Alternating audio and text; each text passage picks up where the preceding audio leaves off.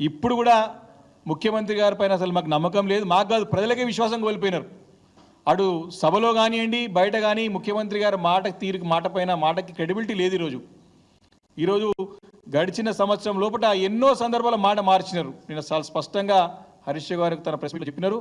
అనేక విషయాలపైన double standard, అనేక విషయాలపైన దాటవేసే ధోరణి, తప్పించుకునే ధోరణి, లేకపోతే ఏదో కొట్లాడబెట్టేసి మరి అరాచకమైన పాలన లేకపోతే అరెస్ట్ చేస్తామని బెదిరించడం, ఇదే తప్ప సరైన పరిపాలన పట్ల వారికి అవగాహన లేదు. వారికి ఇప్పుడు కూడా తెచ్చుకునే ప్రయత్నం చేస్తలేరు.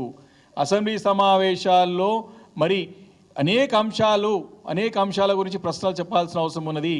ఈ అసెంబ్లీ సమావేశాల్లో రైతు భరోసా గురించి చర్చ కాదు. వాళ్ళు 100 రోజులు అయిపోయింది కదా, 320 రోజులు అయింది కదా, 100 రోజుల్లో 6 గ్యారంటీలని 13 కాంపోనెంట్లు కూర్చుంటే 6 గ్యారంటీలు పూర్తి చేస్తామని చెప్పి మాట ఇచ్చినారు కదా. ఖచ్చితంగా దానిపైన కూడా చర్చ జరగాల. జాబ్ క్యాలెండర్ అని చెప్పినారు, సంవత్సరానికి 2 లక్షల ఉద్యోగాలు అని చెప్పినారు.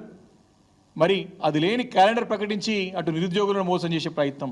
అన్ని వర్గాల ప్రజలు ఇంతకు చెప్పినట్టుగా అటు రైతాంగాన్ని, మహిళల్ని, నిరుద్యోగుల్ని, చేతివృత్తులపైన ఆధారపడ్డ వారిని, దళితులని, గిరిజనులని, అన్ని వర్గాల ప్రజల్ని మోసం చేస్తుంది ఈరోజు రేవంత్ రెడ్డి గారి ప్రభుత్వం. తప్పకుండా అన్ని అంశాలని ఖచ్చితంగా మేము కూడా అసెంబ్లీలో లేవనెత్తుదాం, ఖచ్చితంగా సమాధానం రాబడతాం.